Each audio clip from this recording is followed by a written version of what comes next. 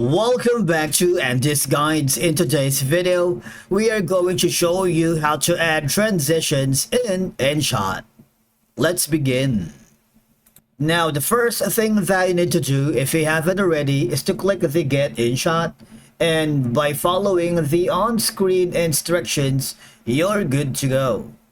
Adding transitions in Inshot helps create smooth and visually appealing changes between different segments of your video. All right, now you have to realize that transitions can create seamless connection between different clips, reducing cuts and making the video flow more naturally. Of course, they help maintain a consistent visual styles and rhythm, improving the overall viewing experience. Now, once you are here on the Inshot interface, I want you to click the video option. Once you've done that, I need you to click on the new or the recently created draft, whichever is the case. Click on select. Done. Now, once you are hovering to the video that you have here, okay, and then now you just have to click on the split option here. If you click on split or cut, all right, let me do that again. There's gonna be a small an icon at the bottom. All right, that is where you can find the transitions.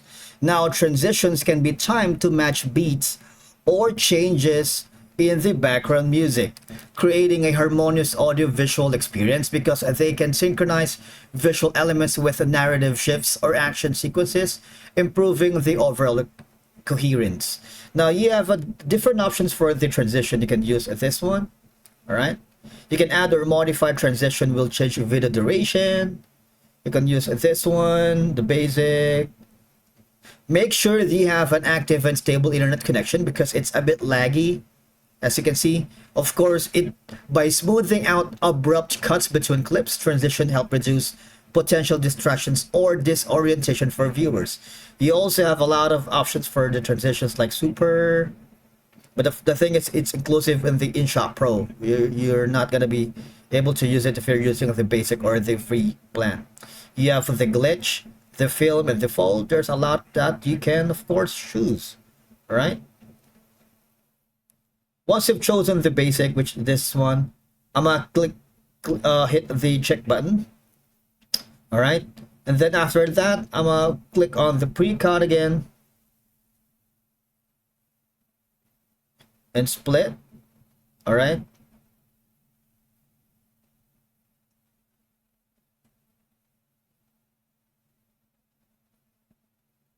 Okay, this one. Now I'm going to play through the video, so you can see the transition. You see that amazing transition, right? Now, once you are happy with the transitions, if you wanted to add more, just click on split or add here.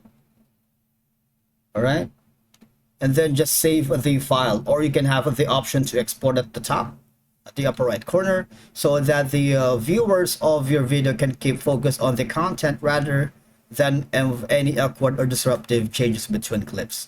It's very important to add transitions. It contributes to a higher production value, making your video look more refined and well crafted. All right, that's it for today's video. Thank you so much for watching. We will see you again in the next one.